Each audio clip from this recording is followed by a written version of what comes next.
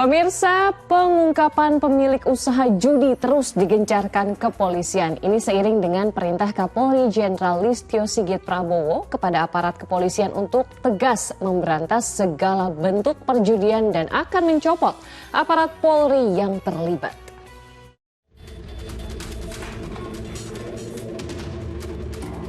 Rumah mewah di kawasan perumahan Cemara, Kecamatan Percut Setuan, Kabupaten Deli Serdang, Sumatera Utara ini adalah salah satu dari dua rumah milik terduga pemilik tempat perjudian berinisial AP. Secara keseluruhan, tim gabungan Polda Sumatera Utara dan Polrestabes Medan telah menggeledah 3 bangunan, yakni 2 rumah terduga pelaku dan 1 gedung tempat judi online atau daring. Namun AP, sang pemilik usaha judi daring, hingga kini masih dalam pencarian. Usaha yang dikelolanya disebut-sebut sebagai situs judi daring terbesar di Sumatera Utara. Sementara itu Polda Sumut telah bekerja sama dengan pihak bank untuk memblokir 133 rekening yang terkait dengan judi daring ini. Kita juga sudah berkoordinasi dengan Kemenkominfo untuk memblokir 21 website yang ditemukan pada saat melakukan penindakan. Pengungkapan usaha judi daring juga dilakukan tim Sancang Polres Garut, Jawa Barat. Jenis aplikasi yang digunakan para terduga pelaku adalah Naga 303 dan Dingdong Togel dengan omset ratusan juta rupiah. Pemberantasan bentuk perjudian ini seiring dengan perintah Kapolri pada aparat Polri untuk menindak tegas segala bentuk kejahatan termasuk judi dan akan memecat siapapun anggotanya yang terlibat. Yang namanya perjudian, apakah itu judi darat, judi online dan segala macam bentuknya, harus ditindak. Saya tidak akan memberikan toleransi. Kalau masih ada yang kedapatan, pejabatnya saya copot.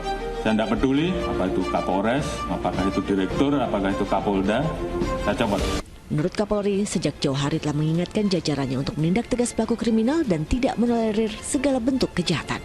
Tim Liputan melaporkan. Astagfirullahaladzim, dengan jelas Allah Subhanahu wa Ta'ala melaknat umatnya yang melakukan maksiat, salah satunya adalah judi. Semoga pihak kepolisian pelan-pelan tapi pasti ini bisa memberantas perjudian yang ada di tanah air. Nah Ustaz, ini banyak sekali sebenarnya ya dalil mengenai haramnya perjudian.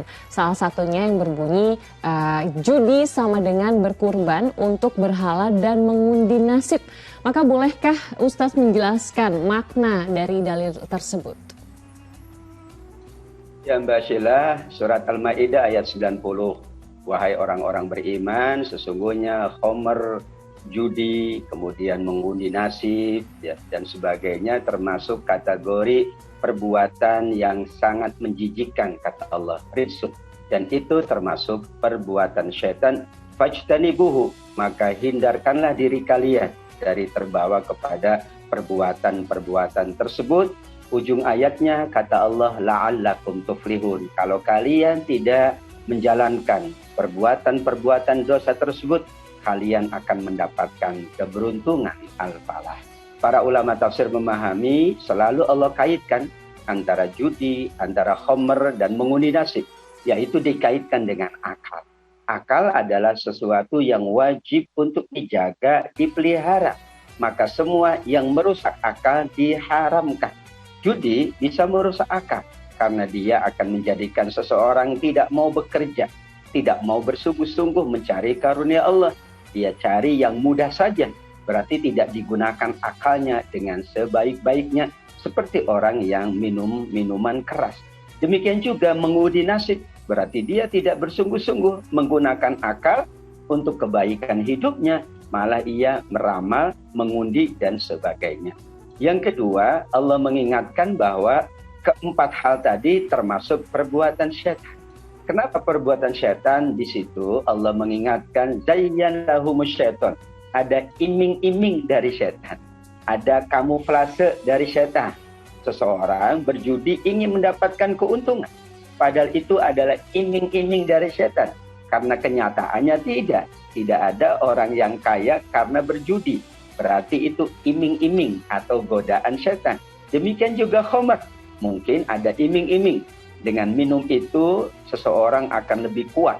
Padahal nanti daya rusaknya lebih besar daripada kemanfaatannya. Maka dikatakan dihiasi oleh syaitan perbuatan-perbuatan itu sehingga dianggap baik, dianggap menguntungkan oleh manusia. Perilaku yang kemudian dikatakan oleh Allah rijsun, adalah menjadi tanda yang ketiga bahwa rijsun itu adalah kotor, rijsun itu adalah najis. Di antara kekotorannya karena merusak diri manusia, bahkan merusak juga sesamanya. Dengan bukti ayat 91 surat Al-Maidah bahwa nanti ada kebencian di antara kalian, ada permusuhan, bahkan kalian akan tidak baik dalam menjalankan ibadah di sisi Allah. Wa yasuddakum an dzikrillah wa anis sholat. Sholat kalian tidak akan bagus. Mengingat Allah kalian tidak akan bagus. Karena kalian terjerumus pada perilaku, yaitu mengkonsumsi khamr, berjudi, mengundi nasib, dan sebagainya. Begitulah makna dari surat Al-Maidah ayat 90 dikaitkan dengan ayat 91. Baik, nah Ustaz, ini ada pertanyaan tambahan. Allah juga berfirman pada pelaku judi yang tertera pada ayat Al-Maidah itu kan, lalu mengapa kalian tak berhenti? Nah ini benarkah seruan dari Allah Subhanahu wa Ta'ala ini hanya baru memperingati atau sebenarnya ini sudah menyuruh? Boleh dijelaskan Ustaz? Ya Mbak Sheila, Al-Quran memiliki redaksional yang variatif dan itulah dikatakan sebagai mukjizat bahasa Al-Quran. Perintah Al-Quran ada yang langsung, jauhilah, hindarkanlah. Tapi ada yang tidak langsung, sebagaimana tadi, fahal antum muntahun. Kenapa kalian tidak berhenti meninggalkan perbuatan-perbuatan tersebut? Kenapa kalian tidak mau meninggalkan? Kenapa kalian tidak mau berhenti? Ada dua makna. Yang pertama, kalau dimaknai secara tekstual, itu adalah merupakan ancaman dari Allah Subhanahu wa Ta'ala. Bahwa kalau tidak berhenti, kalian akan mendapatkan kerugian dan tidak akan mendapatkan keberuntungan. Atau itu memang larangan dari Allah Subhanahu wa Ta'ala. Namun dimaknai larangan itu memang tidak secara langsung. Secara bahasa memang kerap digunakan. Sebagaimana kita melarang anak, kadang-kadang langsung kita larang anak itu, tapi kadang-kadang kita tidak melarang secara langsung. Bahasa larangan secara langsung memang lebih tegas dari bahasa larangan secara tidak langsung. Kalau tidak langsung, tidak tegas berarti ada hikmahnya. Sebagaimana tadi dikatakan oleh para ulama, menunjukkan bahwa akal kita lah yang sedang berpikir. Akal kita yang disuruh berpikir oleh Allah. Coba lihat, kalian perhatikan, renungkan apa madarat dari judi tersebut. Kalau kalian gunakan akal sehat, maka kalian akan menemukan tidak ada keuntungan dalam berjudi, justru kerugian lahiriah batiniyah. Maka Allah sampaikan kepada kita semuanya, fahal antum muntahun, mengapa kalian tidak menghentikan perbuatan-perbuatan dosa tersebut. Baik, nah Ustaz, ini saya mewakili segenap ibu-ibu yang ingin bertanya kepada Ustaz terkait dengan kupon belanjaan yang bisa ditukar dengan hadiah. Tapi kan caranya diundi juga. Tadi kan Ustaz sempat menyebutkan bagaimana mengundi nasib itu nggak boleh. Tapi Ustaz, gimana hukumnya kalau undian berhadiah? Misalnya kita belanja, kemudian dapat kupon, ditaruh, kemudian diundi, ya kalau rezeki dapat hadiah. Nah itu hukumnya gimana Ustaz? Ini biar jelas semuanya. Ya biasanya ada promo atau Bener. itu strategi marketing. Ya. Strategi marketing tidak ada masalah karena dananya bukan dari pembeli, tapi dananya dari perusahaan tersebut, dananya dari supermarket tersebut. Maka tidak ada yang dirugikan.